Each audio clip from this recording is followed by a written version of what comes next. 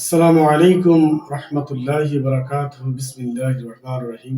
সম্মানিত বন্ধু, আজকে আমার আলোচ্য বিষয় হলো সন্তান নষ্ট হয় কখন। সারাংশটা হচ্ছে আল্লাহ সুবহানাহু ওয়া তাআলা পৃথিবীর প্রত্যেক মানুষকে অভিভাবক করে পাঠিয়েছেন, আবার অভিভাবকের অন্তর্ভুক্ত করে পাঠিয়েছেন। আমাদেরকে অনেকে আমাদের অভিভাবক হয় পিতা মাতা অথবা অন্য কেউ, অথবা আমরা কারো অভিভাবক।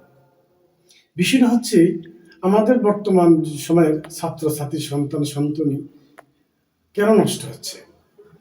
এ হচ্ছে অভিভাবকের যে দায়িত্ব কর্তব্য যদি আমরা না করি, আমাদের সন্তান অবশ্যই নষ্ট হবে। কারণ আল্লাহ সুবহানাহু ওয়া তাআলা তাদের অভিভাবক হিসেবে পিতা মাতাকে সৃষ্টি করেছেন, তাদের অন্য কাউকে সৃষ্টি করেছেন। তারা যদি তার দায়িত্ব কর্তব্য পালন না করে, বর্তমান সন্তান নষ্ট হয়ে যাচ্ছে, বিপদগামী হতে যেতে না পারে, বিপদগামী যেন হতে না পারে, তারা যেন পথভ্রষ্ট হতে না পারে, তারা যেন দিনের উপরে থাকতে পারে, তারা যেন ধর্মকর্ম ভালোভাবে করতে পারে, তারা যেন নিয়মিত পড়াশোনা করে অথবা নিয়মিত কাজ করে, তারা যেন বিপদগামী হতে না পারে, ওই দিকে লক্ষ্য রাখার দায়িত্ব কর্তব্য হলো পিতা মাতা। যে সংসারে যে ফ্যামিলিতে পিতা মাতা সন্তানের প্রতি খেয়াল না রাখবে এবং তারা কি করছে এই জিনিসটা না রাখবে, ওই সমস্ত পিতা মাতার সন্তানই নষ্ট হয়ে যাবে।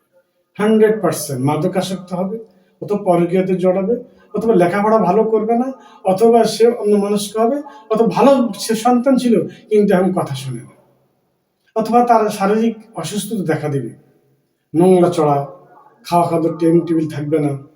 এই কারণে কিন্তু আমাদের এই সন্তানগুলো নষ্ট হচ্ছে পিতামাতার অবহেলার কারণে। যে ছাত্রছাত্রীরা ভালো পড়ালেখা করে, গিয়ে দেখেন তাদের পিতামাতারা যথেষ্ট সচেতন হয়, বাবা নয় মা। কিন্তু যদি সবাই অবহেলা হয়ে যায়, ওই সন্তান নষ্ট হবে। আদর্শ যদি করে ফেলেন বেশি, তাকে যদি যথাসময়ে যথা কাজ করতে না দেন, সে নষ্ট হবে।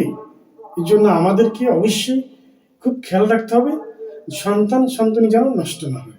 আর নষ্ট হবে পিতামাতার কারণে, অভিভাবকের কারণে। আমার এই কথা যদি ভালো লেগে থাকে, লাইক শেয়ার কমেন্টস করবেন, অন্যদেরকে শোনার সুযোগ করে দিবেন। আসসালামু আলাইকুম রহমতুল্লাহি ওয়া বারাকাতুহু।